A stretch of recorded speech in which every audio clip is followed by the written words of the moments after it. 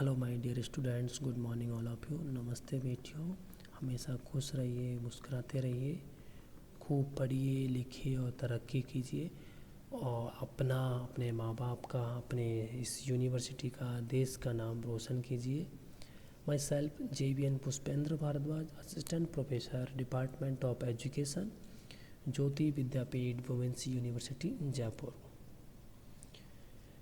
We will discuss on personal policies, introductions, personal policies, meaning, definitions, according to McFarland, Terry, Kotler, इन सब के ऊपर discuss कर चुके हैं। पर्सनल पॉलिसीज़ की नीड क्यों होती है किसी ऑर्गेनाइजेशन में, ठीक है, और उसके करेक्टरिस्टिक्स किस बेस पे होनी चाहिए, क्यों हमारी पर्सनल पॉलिसीज़ कैसी होनी चाहिए, ऑर्गेनाइजेशन के ऑब्जेक्टिव के अकॉर्डिंग होनी चाहिए, इन सब की सारी चीज़ें डिस्कस की। इसके बाद हमने प्रिंसिपल्स देखे और ऑब्जेक्टिव्स देखे कि पर्सनल पॉलिसी के एम्स क्या है, उसके ऑब्जेक्टिव्स क्या है, इस तरह डिस्कस किए। Now we discuss personal policies, process of formulation of personal policies. Personal policies की जो प्रोसेस, स्टेप्स, कौन कौन से प्रोसेस है, क्या स्टेप्स होंगे उसमें पर्सनल पॉलिसीज़ के फॉर्मुलेशन में, तो उसके ऊपर डिस्कस करते। The following steps are followed in the process of formation of the personal policies of the organization. First step is gathering information. Second step is environment studies. And third stage is examination of alternative policies. Fourth step is getting approval or propose policies. Fifth step is adopting and launching policy. Then next step and final step is appraising the policy. Now we discuss first step, gathering information. Gathering information में क्या करेंगे, हम किसी भी policy के formation से पहले हम इंफॉर्मेशन कलेक्ट करेंगे। पर्सनल पॉलिसीज़ के जो भी फैक्टर्स होंगे, एक्सटर्नल फैक्टर्स, रूल्स, रेगुलेशन, सारी चीज़ें हम देखेंगे। देखो क्या रहता है इसमें, the work of collecting the information from inside and outside the organisation is assigned to the specialist in the field. These specialists collect the relevant information by conducting interviews and conferences. तो हमें assign करने चाहिए organisation को, specialist होने चाहिए, हर एक field के specialist होने चाहिए, और स्पेशलिस्ट को असाइनमेंट दे के, असाइन करके उनको हमें जो हमारा डेटा है रिलेवेंट और इन्फॉर्मेशन को कलेक्ट करने के लिए इंटरव्यूज़ और कॉन्फ्रेंसेस के थ्रू वो स्पेशलिस्ट हमने जो डिसाइन की है वो लेंगे। जैसे कि information, the committee after collecting the suitable and important function consider the following factors. Labour legislations, labour के लिए क्या क्या वो है rules regulation. The several aspects of personal matters are often governed by labor legislations. The personal policy should be in accordance with the labor law of the country. कोई भी जिस country में हम ऑर्गेनाइजेशन के एस्टेब्लिशमेंट कर रहे हैं, तो उस जो पर्सनल पॉलिसी बनाएंगे हम उस कंट्री में, तो उस कंट्री के लॉ के अकॉर्डिंग हमारे पॉलिसीज़ वो बननी चाहिए, ठीक है। पर्सनल पॉलिसीज़ वो इंक्लूड होने चाहिए लेबर लॉ के जो पॉइंट्स होंगे, जो भी है वो इंक्लूड होने चाहिए। Next is social values and customs.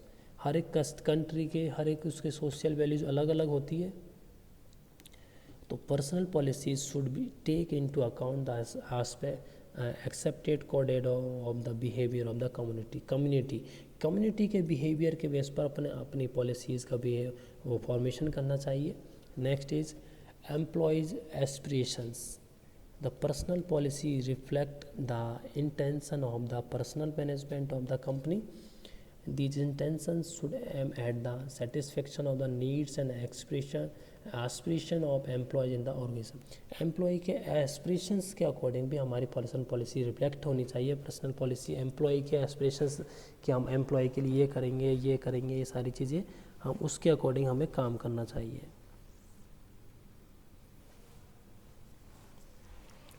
ठीक है, ये था first step. Now we discuss second step of personal policy formations, environment study. The information collected and then divided between the internal environment and external environment. This information is analyzed by the information committee, and the effect of the change in environment situation is also studied. This is because the predicting and monitoring the environment changes is important for the purpose of policy formation. This help is developing the alternative policies. तो हमें environment study में क्या करना चाहिए, हमें environment दो type के होते हैं, एक इंटरनल इन्वायरमेंट, एक होता है एक्सटर्नल इन्वायरमेंट. तो इंटरनल इन्वायरमेंट में हमें इंटरनल जो ऑर्गेनाइजेशन है उसके अकॉर्डिंग स्टडी करनी चाहिए कि हमारे एम्प्लॉयज़ के क्या क्या फैसिलिटीज़ होनी चाहिए, किससे उनके क्या एक्सपेक्टेशंस है, क्या उनकी नीड होती है, क्या उनके लिए सिक्योरिटीज़ के लिए क्या होनी चाहिए सारी. देन एक्सटर्नल फैक्टर्स, सोसाइटी है, डेमोग्राफिक फैक्टर्स है, लॉज है, गवर्नमेंट्स रूल्स रेगुलेशंस है, ये सब क्या इनको इफ़ेक्ट करते हैं. इन सब की स्टडी करनी चाहिए कि पर्सनल पॉलिसी में क्या इंक्लूड होना चाहिए, क्या नहीं होनी चाहिए, सारी सबका एनालिसिस करके तब हमें उन एनवायरमेंट जो फैक्टर्स है एक्सटर्नल इंटर फैक्टर उनको सेटिस्फाइड प्रोवाइड करवाते हुए हमें इन्वायरमेंट स्टडी एनालिसिस करके फिर पॉलिसी का फॉर्मेशन करना चाहिए. ठीक है. Now next is examination of alternative policies. Alternative policies का एग्जामिनेशन करना चाहिए कि हमने जो पहले पॉलिसी है अल्टरनेटिव पॉलिसीज़ है, ये अगर ये पॉलिसी नहीं तो ये पॉलिसी, अगर ये नहीं तो ये, ऐसे. The different alternative policies are analyzed in terms of their contribution for the achievement of the organizational objectives.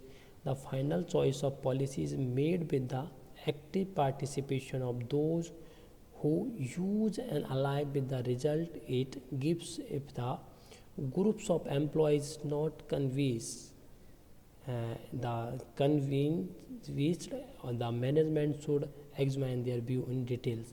तो अल्टरनेटिव पॉलिसीज़ देखनी चाहिए कि हमें अगर ये पॉलिसीज़ ऑब्जेक्टिव के अकॉर्डिंग नहीं है तो ये नहीं तो ये नहीं तो ये इसे. Now next, grating for approval of propose policies. अब हमने पॉलिसीज़ डिसाइड कर ली कि हमें ये पॉलिसी का फॉर्मेशन करना है तो उसका अप्रूवल लेना है.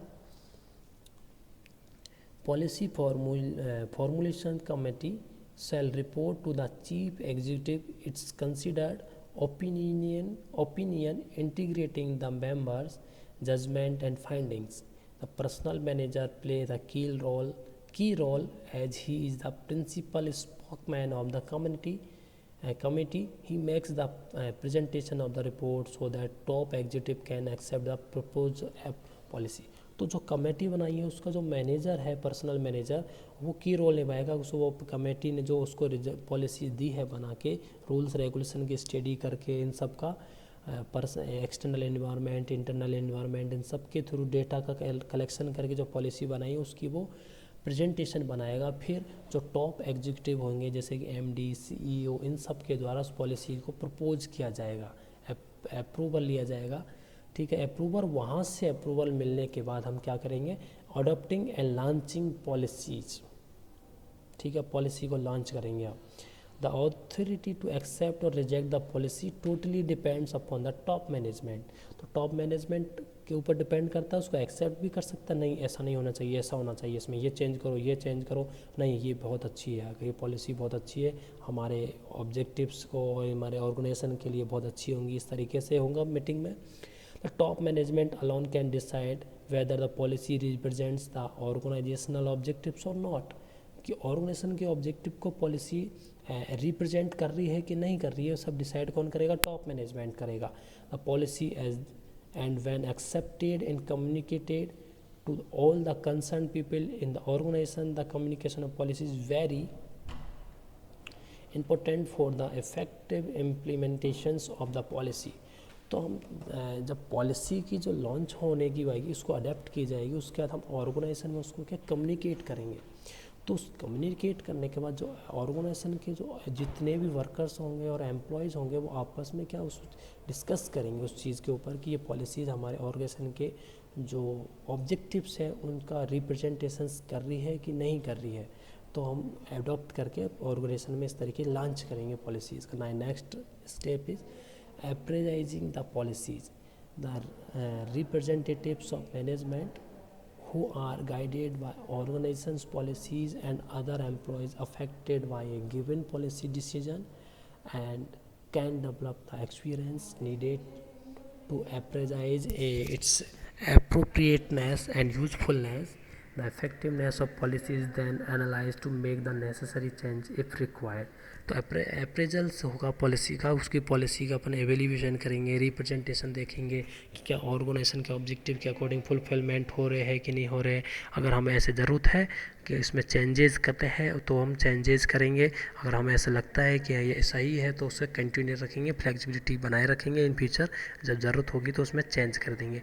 तो ये हमारी पर्सनल पॉलिसीज़ के फॉर्मेशंस के स्टेप्स के ऊपर डिस्कस किया बच्चों। आई थिंक आपके समझ में आएंगे, 6 स्टेप्स डिस्कस किए अपन ने। ठीक है बच्चों, thank you so much, enjoy your day. Next class में नेक्स्ट टॉपिक के साथ मिलेंगे बच्चों, थैंक यू।